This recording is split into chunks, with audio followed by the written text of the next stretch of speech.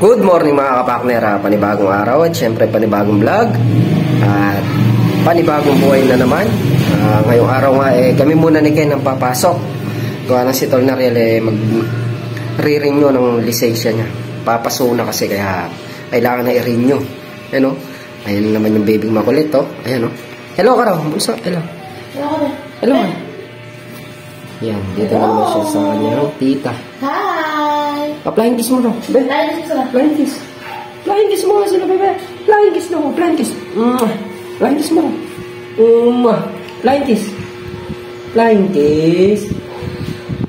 Ay, ayaw mo. Flying kiss mo raw. Flying kiss daw. Flying kiss. Ako, ayaw. Wala sa kondisyon ng bata. Mali na, tabayanan lang natin si Ken. Para maisabay na lang. Sakyan ko yung motor naman namin.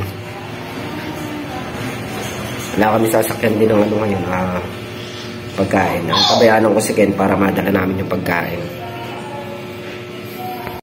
Wala kasing kulong-kulong eh. Single lang.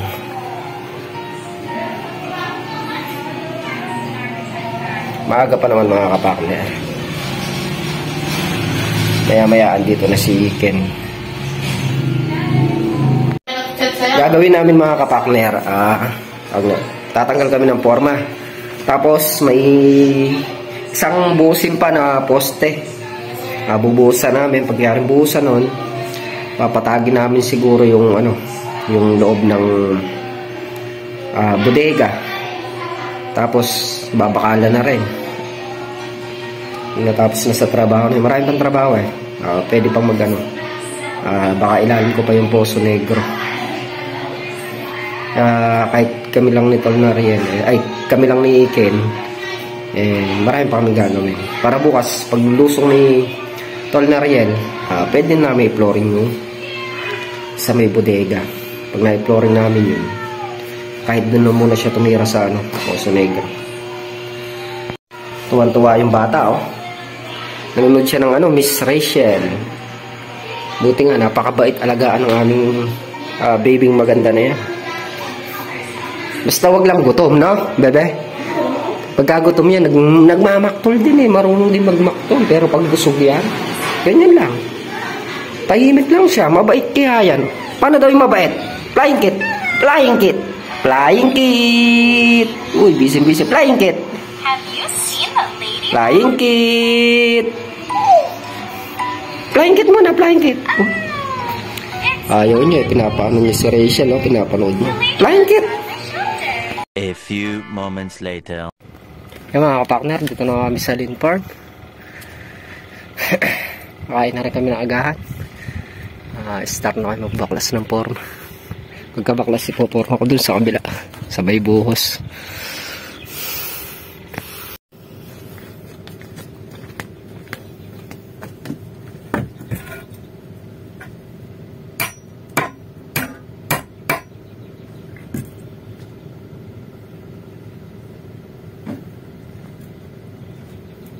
Nice.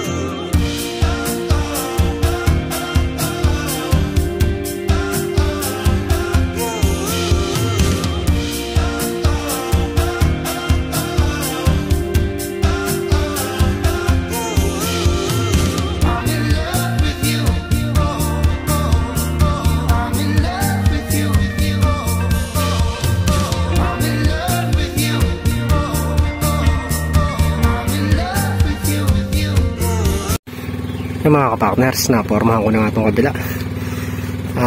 Lalagyan na lang ng sako yung mga malaking butas.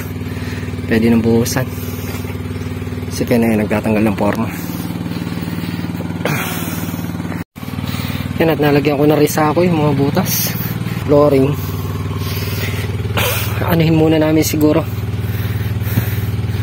Tutubigin muna namin kahit sa martis na bakalan para masiksik. Okay na? Wala lang, hindi na lang.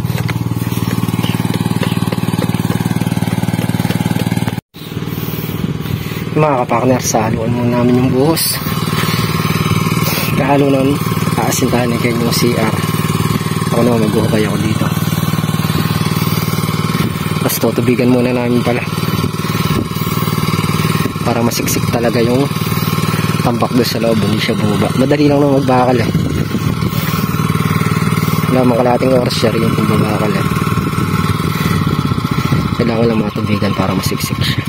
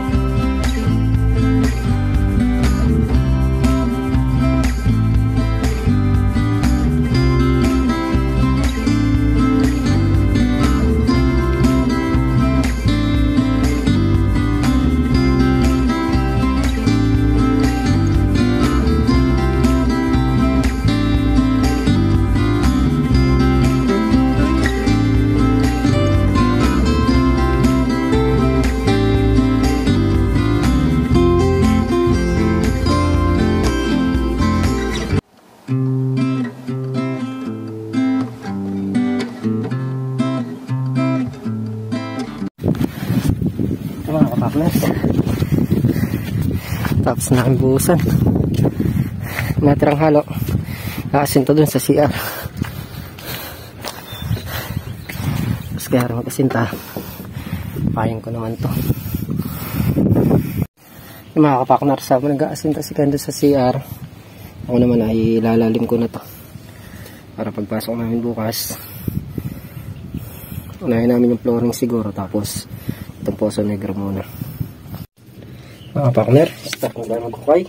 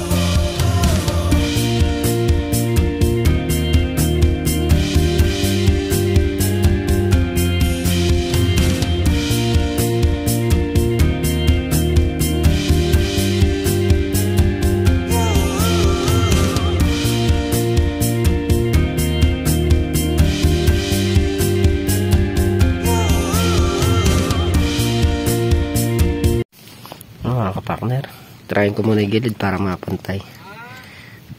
2 months daw bago lalabas yung card. Tapos mga isang ano pa, isang lubog pala pa, okay na.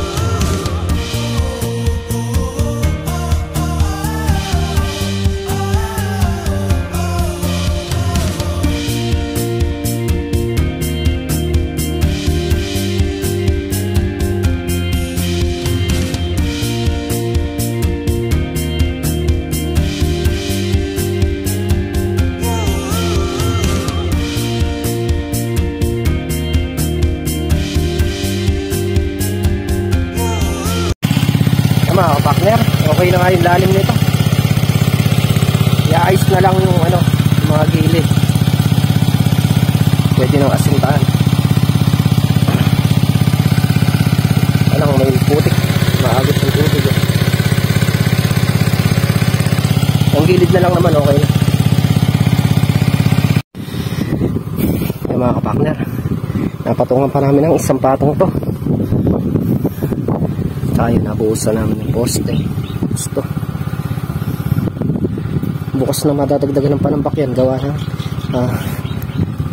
Hindi tayo makaka ano nung matino dyan. Kapagtambak. Maputik pa. Bukas na yung dadagdagan. Kunti lang naman natatambakan yun. Dito lang sa gilid. Tsaka doon.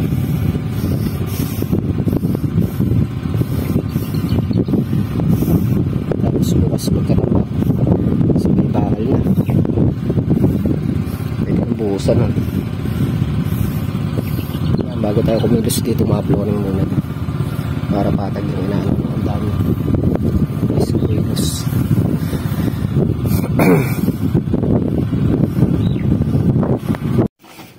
Yung mga kapakners, at na ilalim ko na itong gagawing Poso Negro. Tapos yan na diligan na nga to. Bukas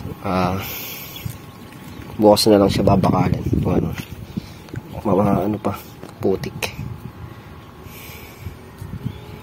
Tsaka mag-aabang pa kasi ng ano dun, ng mga hose para sa CR.